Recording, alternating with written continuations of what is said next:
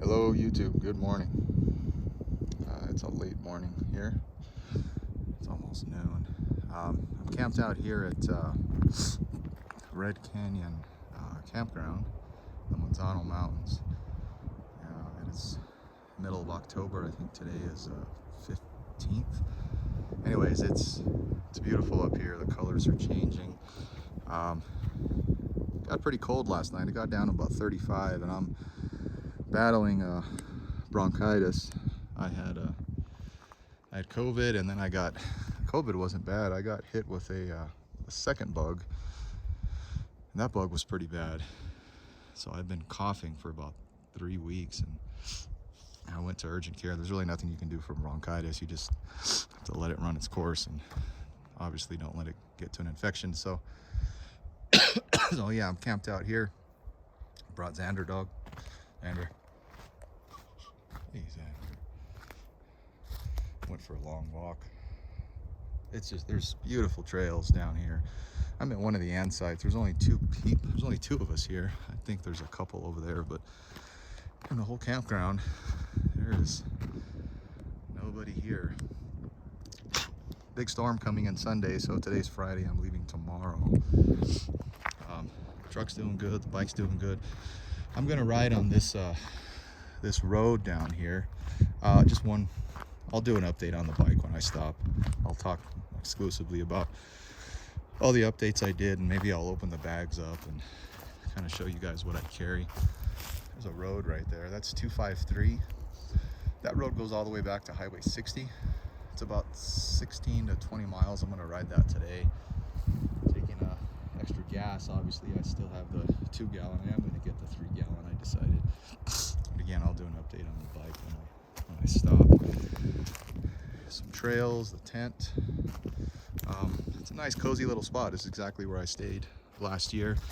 They don't have a fire ring here, so I built a fire pit last night. It works out great. Other than the wood is a little wet, so I think it wasn't drying because it was bunched up everywhere. So I kind of spreading it out and let it dry out. But there's plenty of wood down there.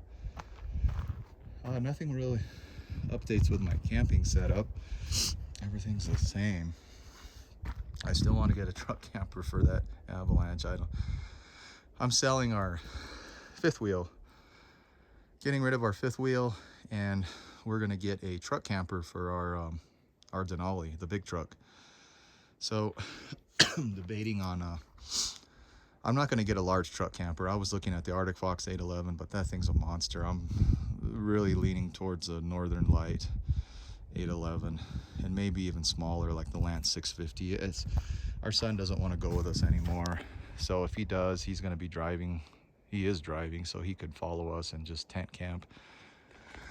But I'd love to get one that fits on both, but unfortunately, really to do that, it'd have to be the Yohu, the Scout Yohu for this guy, and then that Yohu is just too small for my wife and I, and it doesn't have a bathroom. So I don't know. I look for a used Yohu, but those things are still, you know, relatively new to the market, and they hold their value. But man, that would be such a perfect fit.